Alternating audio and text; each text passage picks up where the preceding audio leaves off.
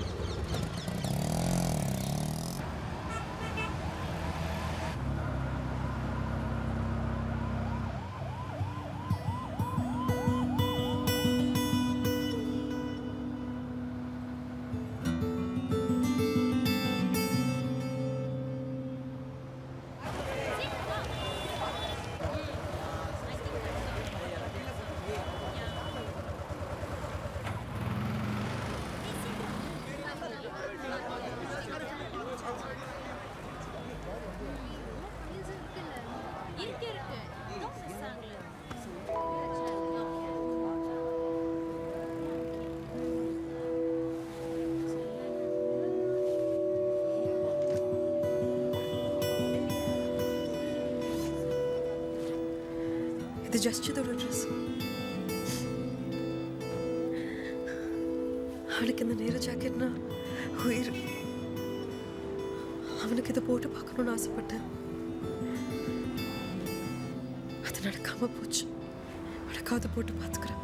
டெல்லியில் அவன் ஜெயிச்சு பார்க்கணும்னு ஆசைப்பட்டேன். நீயாவது ஜெயிச்சு காட்டு.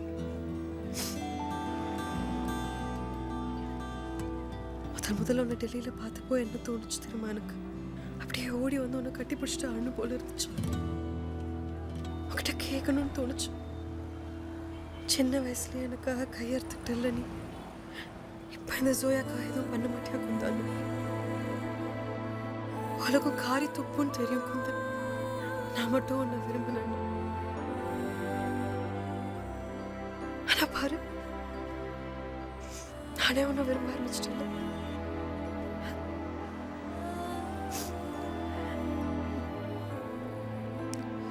நல்லா இருக்கடா குந்தன்.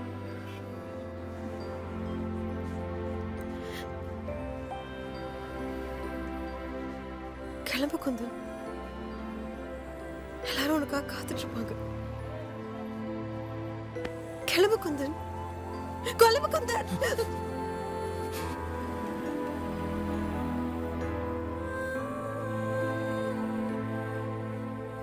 எல்லாத்தையும் கரெக்டா அழகா பண்ணிட்டேன். இப்போ இங்க கடைசி நேரத்தில் வந்து எதுக்காக தடுமாறுற ஜோயா? ஜோயா, நீ திரும்பி ஒரு முஸ்லீம் பையனை ஹிந்துன்னு சொல்லிட்டு இருக்க. மனசு திடப்படுத்திக்கோ. நீ என்ன வெறுக்கிறங்கிற ஞாபகம் வச்சுக்கோ. இவங்கெல்லாம் முட்டாளுங்க ஜோயா. ஆனா நீ ரொம்ப புத்திசாலி. ஜோயா, எனக்கு தெரியல உனக்கு என்ன வேணும்னு. என்னை எங்க அனுப்புறன்னு எனக்கு புரியல. ஆனா நீ எங்க அனுப்புறியோ நாங்க போறேன். ஆனா என்ன படைச்ச சிவம் மேல சத்தியமா சொல்ற, நான் எதையும் ஜெயிச்சுட்டு வருவேன். அதுக்கப்புறமும் நீ என்ன காதலிச்சேன்னா உலகம் மூஞ்சில காரி துப்புன்னு உனக்கு தோணுச்சுன்னா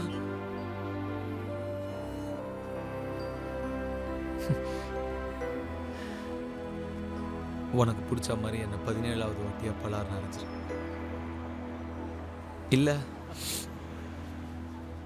என்னோட கன்னத்துல உன்னோட முதல் மொத்தத்தை கொடு போதும்.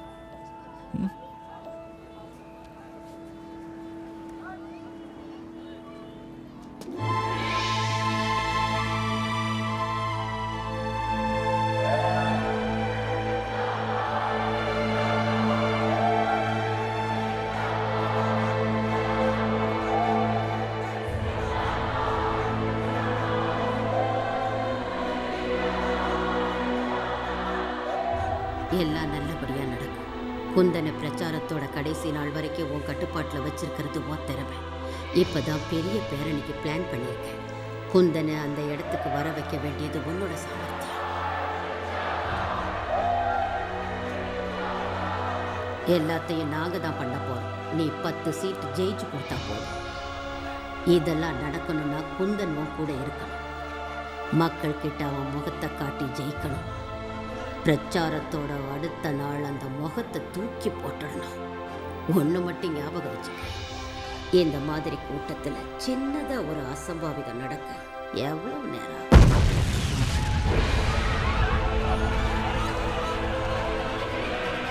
இந்த மாதிரி கூட்டத்தில் ஒரு கலவரத்தை உண்டு பண்ணுறது ஒன்றும் பெரிய விஷயம் இல்லை.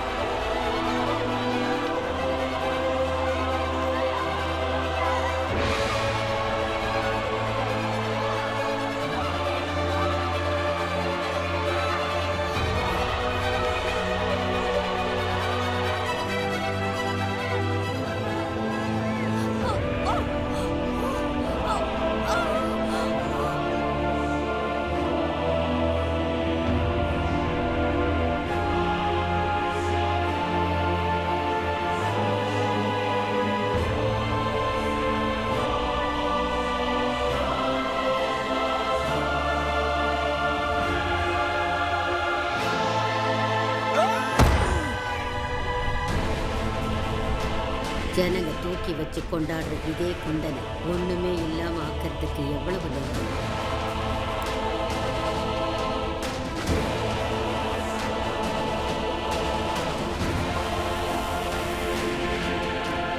அதுக்கப்புறம் இருக்கிறது பதவி. குந்தனுக்கு அப்புறம் கட்சி தலைவியா நீதான் எங்க கட்சிக்கு ஆதரவு தரணும். அதை நீதான் முடிவு பண்ணணும். நீ நினைச்சது உனக்கு கிடைக்கும், எனக்கு வேண்டியது எனக்கு கிடைக்கும். எல்லாம் சரியா போச்சு.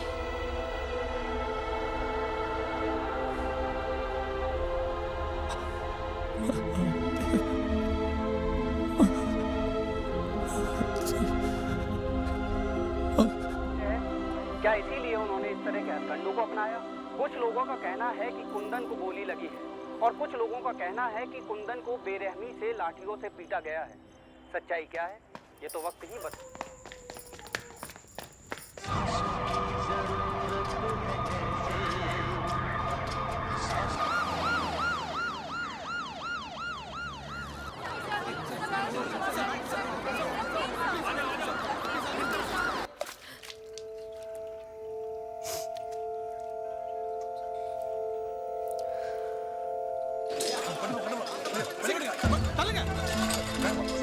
அமைதி, கொஞ்சம் அமைதியா இருங்க.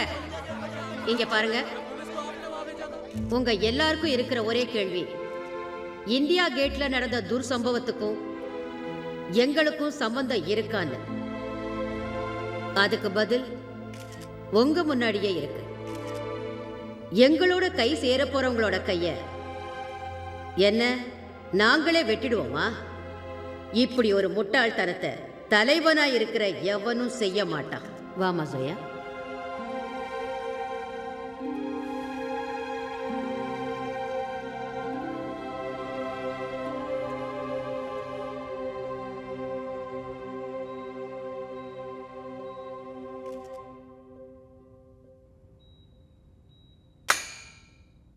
Big news.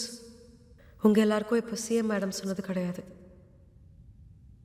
பிக் நியூஸ் என்னன்னா, இன்னைக்கு இந்தியா கேட்ல நடந்த துர்சம்பவத்தில் இவங்க கை இருக்கு.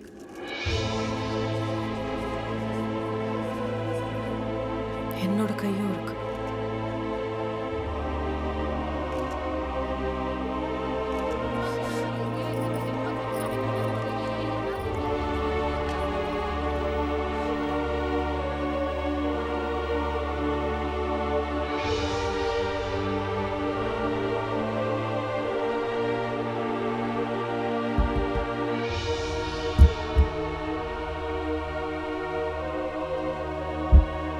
இவங்களுக்கான காரணம் உங்க எல்லாருக்குமே தெரியும்.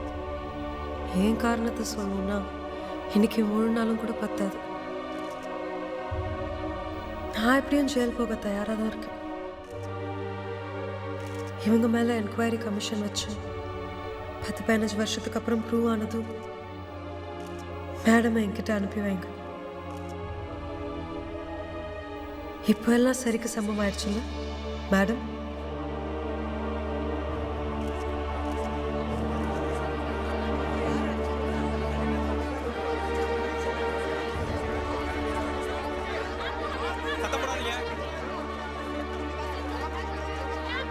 நில்லுங்க. போய் தானே சொல்றீங்க மேடம்? குந்தன் எதுக்கு அந்த ஊர்வலத்துக்கு போனாரு? நான் தான் ஒரு காலையிலேயே ஃபோன் பண்ணேன், அந்த பக்கம் போயிடாதீங்க, உங்களை போட்டு தள்ள பிளான் பண்ணிருக்காங்க.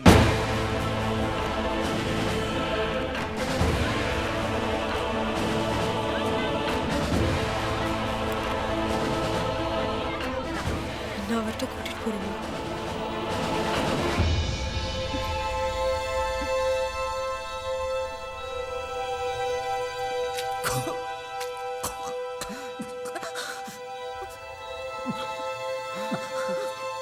தள்ளுங்க, இவர் முதல்ல வெளியில அனுப்புங்க.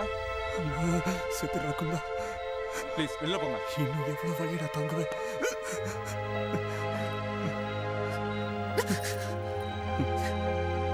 செத்துரு குந்தா.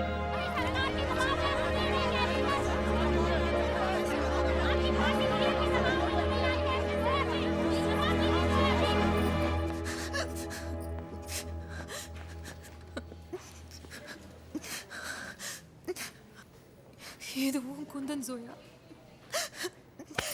என் குந்தன் இவ்வளவு வலிலாம் தாங்க மாட்டான். அவனை எந்திரிக்க சொல்ல ஜோயா.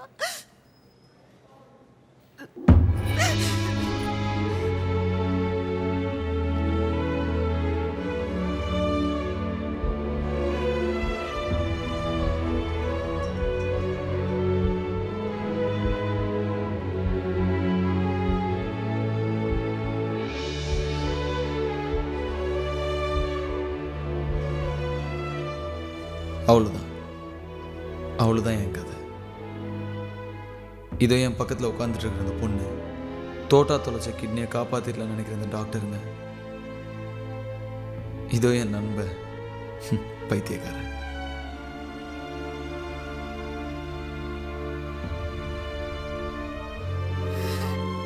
இதோ இன்னொரு பொண்ணு எனக்காக எல்லாத்தையும் விட்டு வந்தவன். என் அம்மா, என் அப்பா, காசியோட தெருக்கள், என்னை விட்டு போன என் உடம்பு, இருந்தாலும் எரிஞ்சுக்கிட்டு இருக்கிற என் உயிர். நான் எந்திரிச்சுக்கலாம், ஆனால் யாருக்காக? நான் சத்தம் போடலாம், ஆனால் யாருக்காக? என் காதல், ஜோயா, பிந்தியா, முரளி, காசியோட வாசனை எல்லாம் என்னை விட்டு தூரமாக போகுது. எதுக்காக இதெல்லாம் என் கூட வச்சுக்கணும்? எனக்குள்ளே எரிஞ்சிட்டு இருக்கிற இந்த நெருப்பு என்னை புழைக்கவும் வைக்கலாம், சாகவும் அடிக்கலாம். ஆனால் நான் யாருக்காக எந்திரிக்கணும்? யார் மறுபடியும் கஷ்டப்பட்டு பொறுமையாக காதலிச்சு மனசை உடச்சிக்கிட்டு? யாராவது போகாதன்னு சொல்லுங்கப்பா. இதோ கல் மனசோட என் பக்கத்தில் உட்காந்துட்டு இருக்கிறாளே இவன், இப்போ இவ கூப்பிட்டா கூட நான் திரும்பி வந்துடுவேன். ஆனால் மாட்டேன். திரும்ப வர மூடி பேசாமல் கண்ணை மூடி தூங்குறது தான் இன்னும் நிறைய அர்த்தம் இருக்குன்னு தோணுது. ஆனால் ஒரு நாள் திரும்பி வருவேன், அதே கங்கை கரையில் உடுக்க வாசிக்க, அதே காசி தெருக்கில் ரெக்க கட்டி பறக்க, மறுபடியும் ஒரு ஜோயாவை காதலிக்க.